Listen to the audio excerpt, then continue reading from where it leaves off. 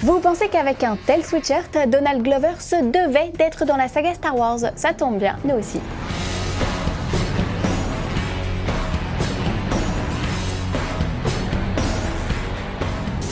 Au programme aujourd'hui, Flash voit rouge, les Power Rangers prennent la pause, Xander Cage reprend du service, mais tout de suite, place aux news en bref.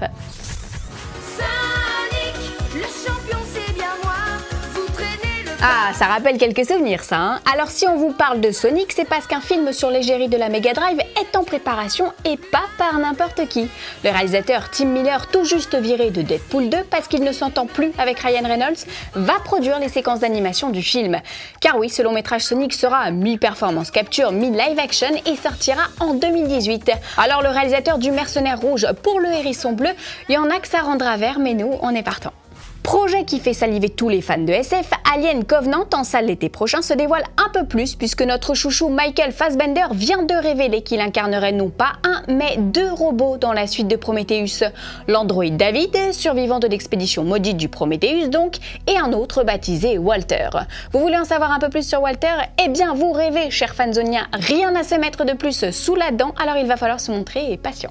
Souvenez-vous, à la fin de l'épisode 7, Luke Skywalker ressemblait à ça. Eh bien pour ceux que ça intéresse, sachez que dans l'épisode 8, Luke portera une tenue bien différente que voici. Alors oui, sur cette photo qui nous vient du site makingstarwars.com, le Jedi a l'air d'avoir un petit coup dans le nez. Toujours selon nos amis de Making Star Wars, sa tenue sera plus sale que sur le dessin. Espérons tout de même qu'un sabre laser viendra remplacer ce vilain bâton.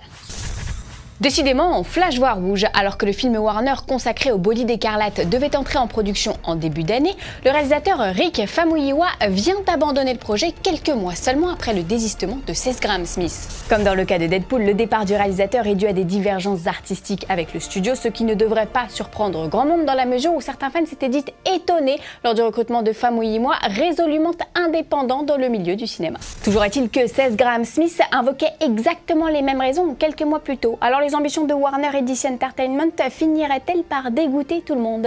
Rick Famuyiwa ne s'est pas étendu sur les raisons qui l'ont poussé à claquer la porte, mais ce n'est sûrement pas de gaieté de cœur, lui qui venait de boucler le scénario, qui s'était particulièrement investi dans le casting en recrutant Billy Crudup et Kiersey Clemons, et qui se disait enthousiaste à l'idée de diriger Ezra Miller. Il voulait d'ailleurs créer un Flash en phase avec son ton, son humour et son cœur. Mais l'histoire nous a déjà prouvé qu'il valait mieux un abandon en amont plutôt qu'un film sacrifié à l'image des 4 Fantastiques qui valut à Josh Trank une pluie de critiques. Prochaine étape pour Warner et DC, lui trouver un remplaçant et vite s'ils veulent maintenir la sortie au 2e trimestre 2018. Aujourd'hui dans le courrier des fanzoniens, on répond à Daryl Dixon qui voudrait entre autres des infos sur Power Rangers. Eh bien Daryl, comme tu le sais, le film sera une origin story et ce n'est pas ces images qui nous contrediront puisque nous découvrons les héros en costume de lycéens. Et oui, les combifluos, c'est pas pour tout de suite.